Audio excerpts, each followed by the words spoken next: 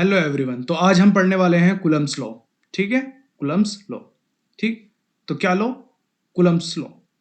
तो ठीक है, कुलम्स लॉ का मतलब है कि कुलम एक साइंटिस्ट हैं, उन्होंने हमें एक फॉर्मूला दिया। क्या फॉर्मूला दिया कि अगर दो चार्जेस को हम किसी भी मीडियम में रखते हैं, दो चार्जेस को किसी भी मीडियम में रखते हैं, या तो एयर है या वैक्यूम है या कुछ भी है, तो उनके बीच में रिपल्शन कितना होगा, रिपल्शन, ठीक है, और या अट्रैक्शन कितना होगा, उसका फॉर्मूला कुलम्स के थ्रू, कुलम्स लॉ के थ्रू हमें पता चलता है।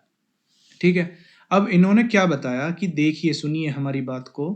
ये जो हमारा फॉर्मूला है, ये जब लगेगा जब डिस्टेंस जो होगा चार्जेस के बीच में, वो लगभग लगभग इनफाइनाइट होगा। अब इनफाइनाइट कैसे होगा? इनफाइनाइट यानी कि उनका साइज इतना छोटा है, मतलब जो चार्जेस हैं उनका साइज इतना छोटा है कि उनको दूरी इनफाइनाइट दिख रही है। यहाँ से देख रहा हूँ इनफाइनाइट बहुत दूर है यार, वहां से देखा इनफाइनाइट बहुत दूर है। ठीक है, क्योंकि इनका साइज इतना छोटा है, इनकी डिस्टेंस उसके मुकाबले काफी बड़ी है। ठीक है, तो ऐसे चार्जेस जिनका साइज, जिनका जो साइज है यानी कि जिनका जो रेडियस है, ठीक है, रेडियस जो है वो बहुत बहुत बहुत बहुत बहुत छोटा है, उनके बीच में डिस्टेंस जितना है उसके कंपैरिजन में। ठीक है, तो उन्होंने क्या बताया कि फोर्स, उन्होंने क्या देखा एक्सपेरिमेंट के थ्रू कि फोर्स जो है उनका हमेशा डायरेक्टली प्रोपोर्शनल आ रहा था दोनों पॉइंट चार्जेस के मैग्नीट्यूड के मल्टीप्लीकेशन के, यानी कि Q1 Q2 के। ठीक, और इन्वर्सली प्रोपोर्शनल आ रहा था उनके डिस्टेंस के स्क्वायर के।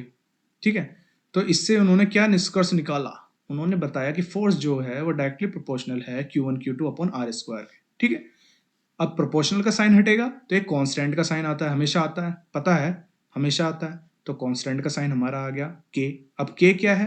के यहाँ पर क्या है? के यहाँ पर है हमारा 1/4 पाई एप्सिलॉन नॉट। ठीक है, एप्सिलॉन नॉट, एप्सिलॉन नॉट ये कब लगाएंगे हम? जब जब मीडियम या तो वैक्यूम है, ठीक है, या तो वैक्यूम है या फिर एयर है। ठीक है, तब अब इसकी जगह अगर ये मीडियम कुछ और हो जाता है, सपोज कीजिए ऑयल में रखा है या वाटर में रखा है, तो एप्सिलॉन नॉट की जगह हम क्या लिख देंगे? 1/4 पाई एप्सिलॉन एम, यानी कि उस मीडियम का एप्सिलॉन। अभी एप्सिलॉन क्या है वो भी मैं बताऊंगा। ठीक है, तो उस मीडियम के लिए एप्सिलॉन एम, एप्सिलॉन नॉट जब वैक्यूम या एयर में है। ठीक है, तो इसकी वैल्यू जो होती है 1/4 पाई एप्सिलॉन नॉट की, वो लगभग कितनी होती है? 9 × 10⁻⁹ newton metre square per coulomb square. ठीक है, यूनिट कैसे निकलेगी? ये फोर्स न्यूटन, ये R square metre square, newton metre square, ये क्यू कूलम स्क्वायर नीचे आ गया पर कूलम स्क्वायर। ठीक है, तो ऐसे इसकी यूनिट निकल जाएगी। अब एप्सिलॉन की बात कर लेते हैं कि ये है क्या। ठीक, तो परमिटिविटी ऑफ मीडियम है। ये क्या है? Permittivity of medium. कोई भी मीडियम है, कोई भी मीडियम है, बीच में दो पॉइंट चार्जेस है, बीच में तेल है, पानी है, हवा है, कुछ भी है, तो वो अपने थ्रू नहीं जाने देगा आसानी से फोर्स को। ठीक है, अपने थ्रू फोर्स को परमिट नहीं करेगा कि आप जाइए, लग जाइए, नहीं। अब उसकी जो एबिलिटी है कि वो कितना परमिट कर रहा है उस फोर्स को, वो किससे डिसाइड होती है? ठीक है, उसको मेजर किससे करते हैं? परमिटिविटी ऑफ मीडियम से। ठीक है, परमिटिविटी जितनी ज्यादा, फोर्स उतना कम। फॉर्मूले में देखो, परमिटिविटी जितनी ज्यादा, फोर्स उतना कम, ज्यादा कम। ठीक है, चलिए, तो अगर एप्सिलॉन नॉट की बात कर रहे हैं तो परमिटिविटी ऑफ वैक्यूम जो कि होती है, जो कि कितनी होती है 8.85 इंटू 10⁻⁻12 यूनिट। पलट जाएंगी, यूनिट क्या हो जाएंगी? पलट जाएंगी। क्यों पलटेंगी? क्योंकि ये 1/4 पाई एप्सिलॉन नॉट की यूनिट ये है। तो हम नीचे वाले की बात कर रहे हैं तो सब ऊपर नीचे हो जाएगा। तो ऊपर नीचे क्यों हुआ पता चला? तो कूलम्ब स्क्वायर पर न्यूटन मीटर स्क्वायर। ठीक है, एप्सिलॉन किसी और मीडियम की बात करेंगे तो एप्सिलॉन यूज करेंगे। ठीक है, एप्सिलॉन बोल दो या एप्सिलॉन एम बोल दो, एक ही बात है। ठीक है, मीडियम की परमिटिविटी की बात हो रही है यहाँ पर। ठीक है, अब एक एक एक फैक्टर और देखिए, E R, epsilon R, sorry. ठीक है, एप्सिलॉन आर क्या है? एप्सिलॉन आर है हमारी रिलेटिव परमिटिविटी, रिलेटिव। ठीक है, एक दूसरे के रेस्पेक्ट में, मतलब मीडियम की permittivity with respect to the permittivity of vacuum is relative permittivity. ठीक है, कहने का मतलब ये क्या है? यूनिटलेस है। ठीक है, यूनिटलेस है, डायमेंशनलेस है। ठीक है, यूनिट लेस डायमेंशन लेस क्यों है?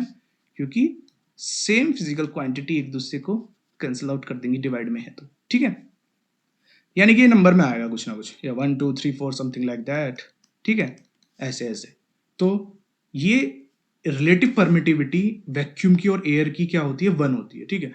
उसके अलावा कोई भी मीडियम होगा तो उसकी परमिटिविटी ज्यादा होगी। परमिटिविटी ज्यादा होगी कहने का मतलब परमिट नहीं कर रहा है, यहाँ अलग खेल है, ठीक है।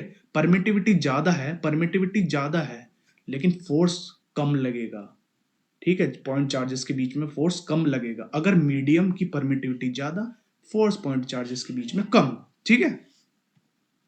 तो यही है, अगली स्लाइड में भी यही हमने बताया है, ये आपको मैं बता चुका हूं पहले ही, ठीक है। अगर वैक्यूम की बात करेंगे हम तो फॉर्मूला हमारा कूलम्स लॉ का वो क्या हो जाएगा? 1/4πε0 Q1 Q2 upon are square, ठीक है। ये फोर्स है तो न्यूटन होगी इसकी यूनिट, सीधी बात, नो बकवास, ठीक है। इलेक्ट्रोस्टैटिक फोर्स में क्या है? Sorry, electrostatic force when the point charges are placed in some other medium, ठीक है। मीडियम जैसे कि ऑयल हो गया, ठीक है, ऑयल में रखा है, वाटर में रखा है, या अन्य किसी मीडियम में रखा है, एयर नहीं होना चाहिए, वैक्यूम नहीं होना चाहिए, उस कंडीशन में फोर्स जो होगा वो क्या हो जाएगा? 1/4πε_m, यानी कि उस मीडियम की परमिटिविटी हम वहां प्लेस कर देंगे, ठीक है। तो एप्सिलॉन एम लिखो या नीचे एप्सिलॉन नॉट एप्सिलॉन आर लिखो, एक ही बात है, क्योंकि हमें पता है एप्सिलॉन नॉट एप्सिलॉन आर का मल्टीप्लिकेशन एप्सिलॉन एम होता है, ठीक है।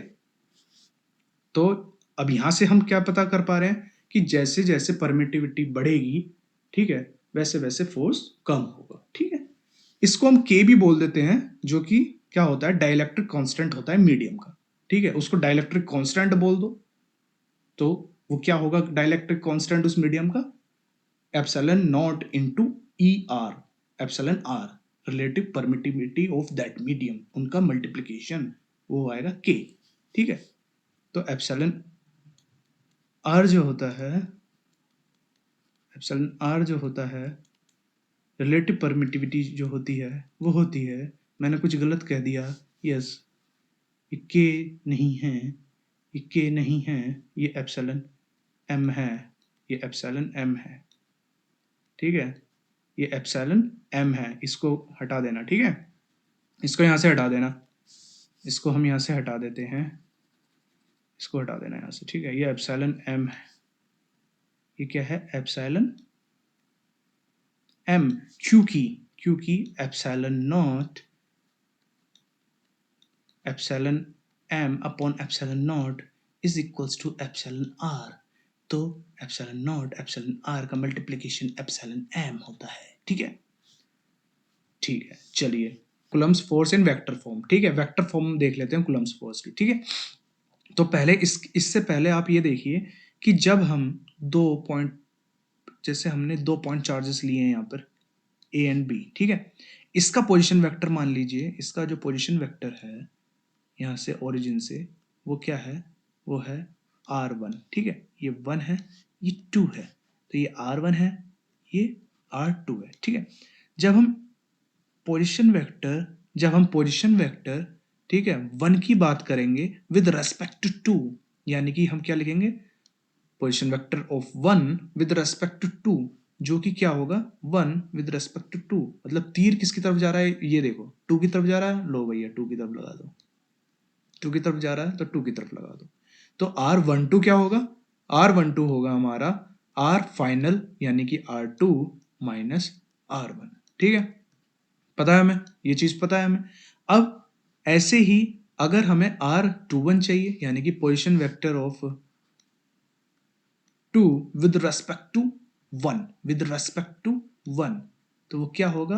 Final minus initial, final minus initial, ठीक है। तो फाइनल क्या है यहाँ पे? Position vector of 1 minus position vector of 2, ठीक है। तो यही हमने यहाँ किया। जब हम 2 पॉइंट चार्जेस हैं Q1 एंड Q2, ठीक है, अब उसका पोजीशन वेक्टर हमें निकालना है, किसका? 1 का विद रेस्पेक्ट टू 2, तो हम क्या करेंगे? Position vector of 2 minus position vector of 1 कर देंगे, क्योंकि फाइनल जिसकी तरफ तीर होता है, जिसकी तरफ तीर जाएगा, ठीक है, सपोज कीजिए तीर इसकी तरफ आ रहा है, Q2 की तरफ आ रहा है, ठीक है, डायरेक्शन क्या है? Q2 की तरफ है, तो फाइनल पॉइंट ये होगा और इनिशियल ये होगा, फाइनल ये होगा, इनिशियल ये होगा, ठीक है। पोजीशन वेक्टर हम इसकी बात कर रहे हैं विद रेस्पेक्ट टू इसके, ठीक है, position vector of 1 with respect to position vector of 2, ठीक है। लेकिन माइनस हम किसको किसमें से करेंगे, जिसकी तरफ ये जा रहा है, ठीक है, यानी कि position vector of 2 minus position vector of 1, ठीक है। चलिए, तो अब फोर्स हमें अगर निकालना है वेक्टर फॉर्म में, तो हम क्या करेंगे, जो फोर्स का जो मैग्नीट्यूड है उसको उस डायरेक्शन में, उस पोजीशन वेक्टर की डायरेक्शन में, ठीक है, आर वेक्टर की डायरेक्शन में एक जो है यूनिट वेक्टर लेंगे और उससे मल्टीप्लाई कर देंगे, तो हमें उस डायरेक्शन में उस उतने ही मैग्नीट्यूड का फोर्स वेक्टर हमें मिल जाएगा, ठीक है। क्या हमें पता है किसी भी यूनिट वेक्टर से अगर हम किसी भी क्वांटिटी को मल्टीप्लाई करते हैं, किसी भी मैग्नीट्यूड को मल्टीप्लाई करते हैं, तो उसी डायरेक्शन में उतने ही मैग्नीट्यूड का वो हमें वेक्टर मिल जाता है, ठीक है। तो फोर्स जो होगा वो होगा magnitude multiplied by R cap, ठीक है, उस डायरेक्शन में यूनिट वेक्टर जिसको हम बोलेंगे आर कैप, ठीक है। अब इसको फॉर्मूले में पुट कर लो, ठीक है, और निकालो। तो हम क्या निकालेंगे, फोर्स, अब आप ये देखिए, फोर्स टू की वजह से, सॉरी, फोर्स जो 2 पर लग रहा है 1 की वजह से, 2 पर 1 की वजह से, वो क्या है, F21 वेक्टर, ठीक है। F21 वेक्टर किसके अलोंग है, R12 वेक्टर के, है या नहीं है, R12 वेक्टर के अलोंग है या नहीं है, ठीक है। तो F21 इज अलोंग R12। अब मैग्नीट्यूड की बात करते हैं, ये वेक्टर आ गया, ये वेक्टर कैसे आया, ये आया हमारा, क्योंकि हमें पता है आर कैप की जगह हमने क्या लिख दिया, आर कैप की जगह हमने लिख दिया R vector 12 upon R vector 12 का मैग्नीट्यूड। अब इसका मैग्नीट्यूड क्या दिया है, इसका मैग्नीट्यूड तो आर है, तो इसलिए R into R is multiplied by R which becomes R cube, ठीक है। तो यहाँ आर क्यूब आ गया, तो इसलिए के Q1 Q2 upon R cube, और वेक्टर क्या आ गया हमारा, आर वेक्टर 12, ठीक है। ऐसे ही F12 वेक्टर हम निकाल लेंगे, ठीक है। तो वेक्टर फॉर्म में कूलम्स फॉर्मूला जो है वो ऐसा होता है, ठीक है। F12 की बात करेंगे, F1 एंड 2 की बात करेंगे, तो कौन सा वेक्टर यूनिट, सॉरी, कौन सा आर वेक्टर आएगा, 2 1, ठीक है, 1 2 2 1, ठीक है, ठीक है, 2 1 1 2, ठीक है, ऐसे। चलिए, अब प्रॉपर्टीज ऑफ कूलम्ब फोर्स हम देख लेते हैं। कूलम्ब फोर्स की प्रॉपर्टीज क्या है, वो हमें पता है कि ये सेंटर ऑफ मास से लगता है हमेशा, ठीक है। अगर बॉडीज कैसे भी प्लेस्ड हैं, या तो वो काफी छोटी होंगी या फिर स्फेरिकल हैं, उसी केस में कूलम्ब्स फोर्स जो है, फॉर्मूला जो दिया कूलम्ब्स के द्वारा जो दिया गया फॉर्मूला है, वो तभी ठीक से लगता है, या तो वो बॉडीज बहुत दूर हों, जब बहुत दूर होती हैं बॉडीज तो वो पॉइंट चार्ज लगती हैं, ठीक है, ठीक है। अगर मैं बैठा हूँ, अगर बहुत दूर बैठूंगा जाके, तो आपको पॉइंट चार्ज, पॉइंट की तरह दिखूंगा, एकदम पॉइंट, ठीक है। पास में बैठूंगा तो मेरी पूरी जो साइज है, जो फिगर है, जो शेप है, वो आपको दिखेगी, ठीक है। तो ऐसे ही चार्जेस की बात करते हैं, अगर वो सपोज कीजिए स्फेरिकल की जगह रेक्टेंगुलर है, रेक्टेंगुलर तो होगा नहीं, 2D फिगर है, क्यूबॉइडल है, ठीक है, और बहुत दूर है, तो वो पॉइंट चार्ज की तरह दिखेगा आपको, ठीक है। तो कूलम्ब्स फोर्स कब लगता है, जब डिस्टेंस जो है बहुत दूर हो उनके साइज के कंपैरिजन में, ठीक है। तो उस टाइम पे कूलम्ब फोर्स लगता है, और हमेशा सेंटर ऑफ मास से लगता है, हमेशा सेंटर ऑफ मास से लगेगा, ठीक है। और ये हमेशा सेंटर ऑफ मास के, जो सेंटर ऑफ मास को जो लाइन ज्वाइन कर रही है, ठीक है, ये ए है, ये बी है, इनके सेंटर ऑफ मास को जो लाइन ज्वाइन कर रही है, उसी के अलोंग फोर्स वेक्टर हमेशा लगता है, ठीक है। कूलम्ब्स फोर्स जो है वो हमेशा सेंटर ऑफ मास को ज्वाइन करने वाली लाइन के अलोंग ही इक्वल मैग्नीट्यूड का होगा। जितना फोर्स 1 2 पे लगाएगा उतना 2 1 पे लगाएगा, ठीक है। जितना फोर्स 1 2 पे लगाएगा, ठीक है, 1 के द्वारा 1 पे फोर्स लग रहा है, ये क्या है, F12 क्या है, force on 1 due to due to 2, ठीक है। ये क्या है, ये है फोर्स ऑन 2 ड्यू टू 1। ये अपोजिट डायरेक्शन में है हमेशा, ठीक है, ये हमेशा अपोजिट डायरेक्शन में रहेंगे। अगर रिपेल करेंगे तो एक इधर एक इधर, अगर अट्रैक्ट करेंगे तो एक इधर एक इधर, ठीक है। डायरेक्शन क्या है, अपोजिट है, डायरेक्शन क्या है, अपोजिट है, ठीक है, डायरेक्शन क्या है, अपोजिट है, ठीक है। तो या तो अट्रैक्ट करेंगे तो भी डायरेक्शन अपोजिट रहेगी इन फोर्स की, और रिपेल करेंगे तो भी डायरेक्शन अपोजिट होगी, और मैग्नीट्यूड हमेशा सेम होगा। एक चीज और, कूलम्ब्स फोर्स जो है वो एक कंजर्वेटिव फोर्स है, ठीक है।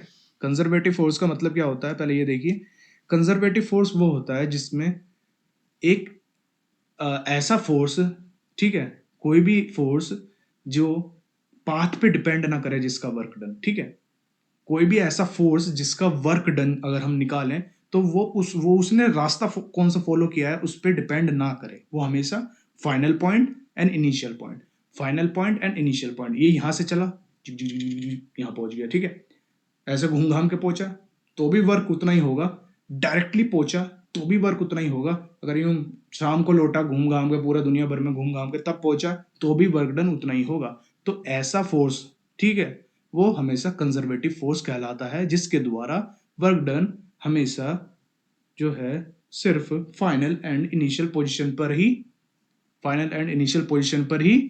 डिपेंड करता है, ठीक है।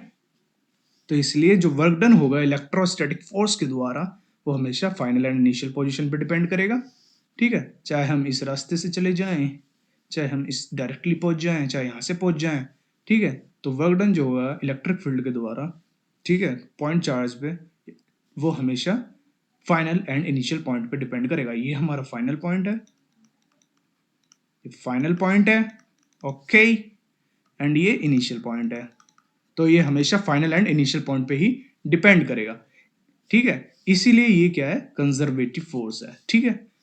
Do not depend on path followed, depends on initial and final position, ठीक है।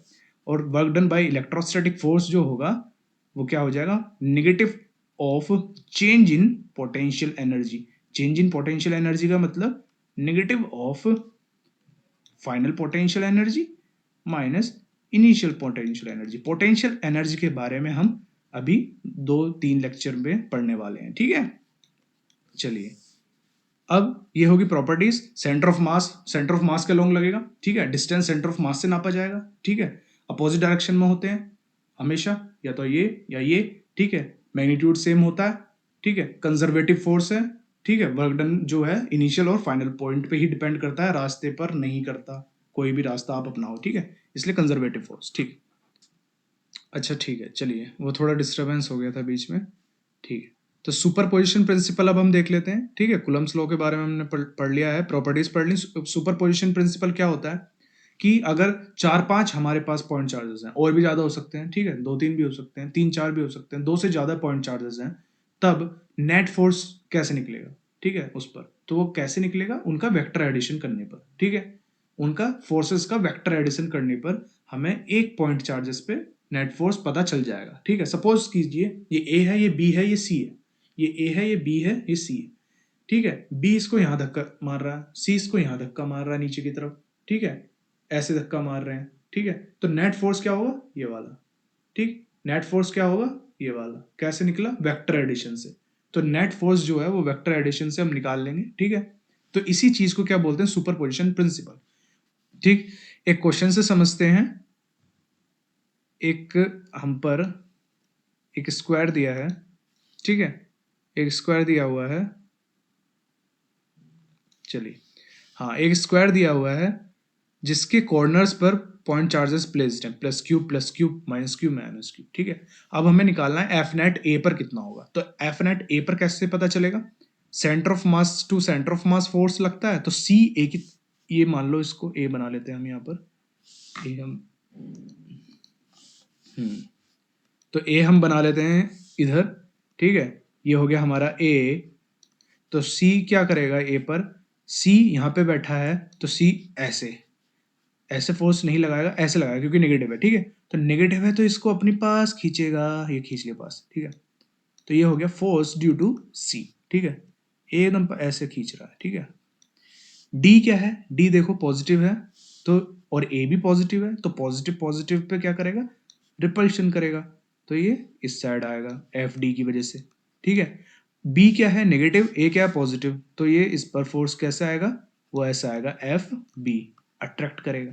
तो अब हम इन तीनों फोर्सेस का जो है, तीनों फोर्सेस का वेक्टर सम निकाल लेंगे, ठीक है, जिसको हम सुपरपोजिशन प्रिंसिपल कहते हैं, और उससे हमें नेट फोर्स ए पर पता चल जाएगा। तो नेट फोर्स कैसे पता करना है, पहले ये 2 वेक्टर्स हैं हम पे, इनकी बात कर लेते हैं, तो इनकी बात कर लो, तो इनकी बात करोगे तो अब पहले आप ये देखिए कि एफ डी की बात जब हम कर रहे हैं, फोर्स डी जो लग रहा है ए पर, तो इनके बीच में डिस्टेंस कितना है, इनके बीच में डिस्टेंस a है, ठीक है, और a और b के बीच में भी डिस्टेंस a है, लेकिन a और c के बीच में डिस्टेंस कितना है, √2a। वो कैसे निकाला हमने, Pythagoras theorem, a and a 90 degree, क्योंकि स्क्वायर है तो 90 डिग्री, ठीक है, ये 90 डिग्री हो गया, ठीक है, ये डायगोनल हो गया, ये 45 डिग्री हो गया, ये 45 डिग्री हो गया, क्योंकि ये स्क्वायर है, ठीक है, तो 90 डिग्री हो गया, पाइथागोरस लगाया, ए से निकाल लिया हमने।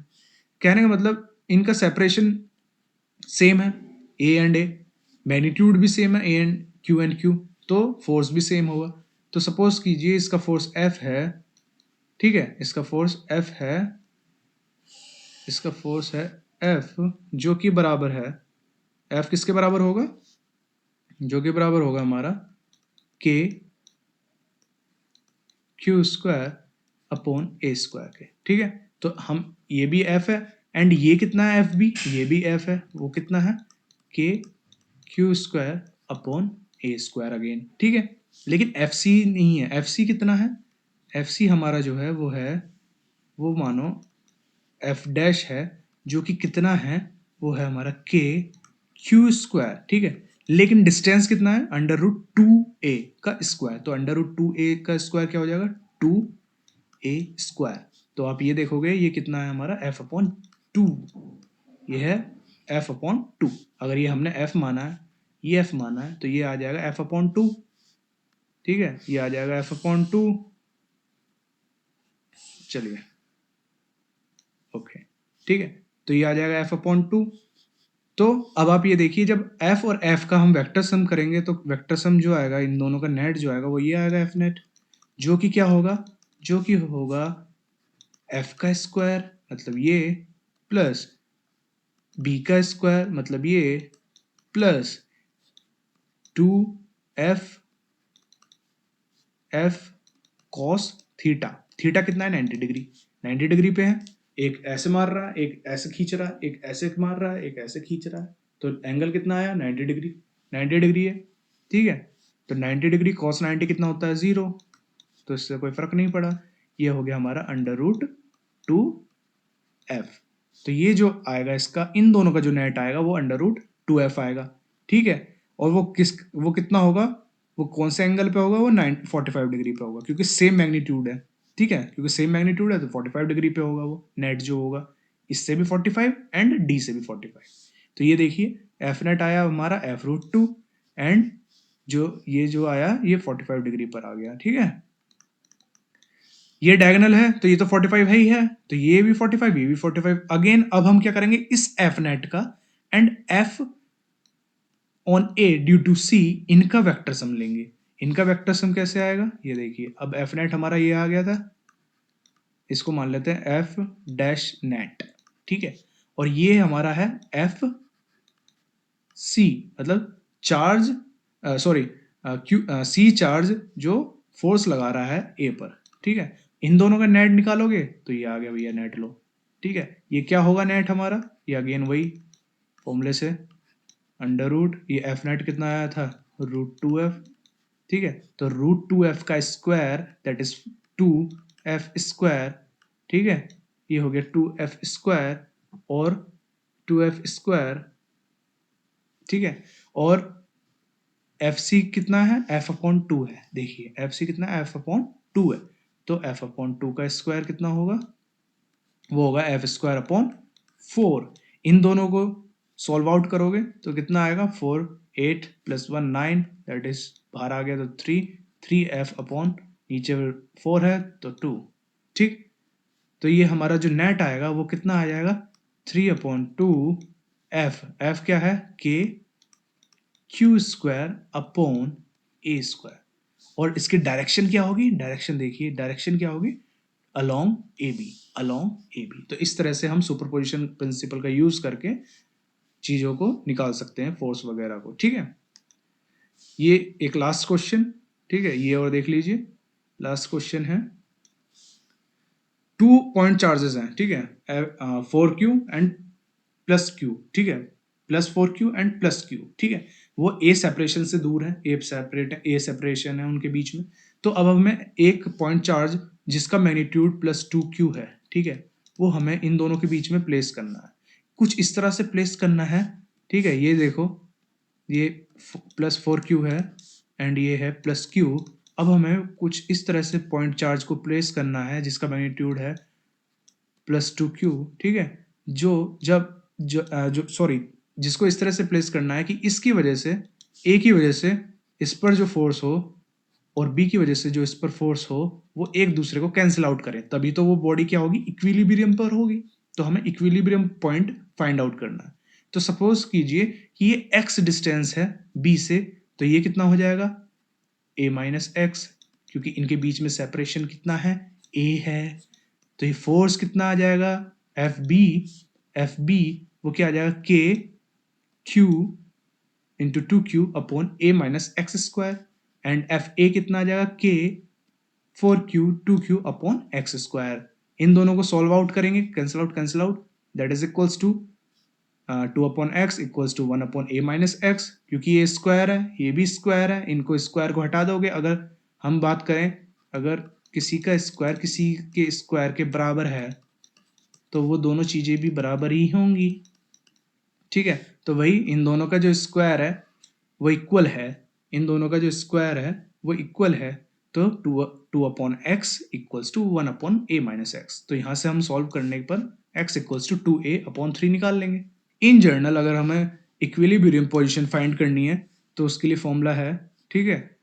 अगर हम ऐसा चार्ज बीच में प्लेस करना चाहते हैं जो है Q3, Q1 एंड Q2 के, तो अगर हम x की बात करें जो कि डिस्टेंस है Q2 से, ठीक है, x जो कि डिस्टेंस है Q2 से, तो हम क्या करेंगे, x equals to √Q2 upon √Q1 plus √Q2, ठीक है, मल्टीप्लाइड बाय जो इनके बीच में डिस्टेंस है a, तो हमें x पता चल जाएगा, ठीक है। ऐसे ही अगर हमें y पता करना है, मतलब ये दूरी पता करनी है, अगर हमें ये नहीं करनी, ये दूरी करनी है, तो ये दूरी किससे हो रही है, ये दूरी हो रही है Q1 से, ये दूरी तो Q1 से ही तो फाइंड आउट कर रहे हैं। तो ऊपर आएगा Q1, नीचे आएगा Q1 plus Q2 again multiplied by a। ये इन जनरल Q3 की इक्विलिब्रियम पोजीशन फाइंड करने के लिए फॉर्मूला है, ठीक है। सो थैंक यू, आज के लिए बस इतना ही, और अभी हमारी नेक्स्ट वीडियो भी आने वाली है, ठीक है। वीडियोस में रेगुलरली कुछ ना कुछ हर दिन दो तीन वीडियोस रेगुलरली मैं जो है अपडेट करता रहूँगा, ठीक है। तो आप जो है कांटेक्ट में रहें हमेशा हमारे साथ, और ऐसे ही जो है वीडियोस को फॉलो करते रहें और अच्छे से घर पे बैठ के अच्छे से पढ़ाई करें, ठीक है। Okay, thank you.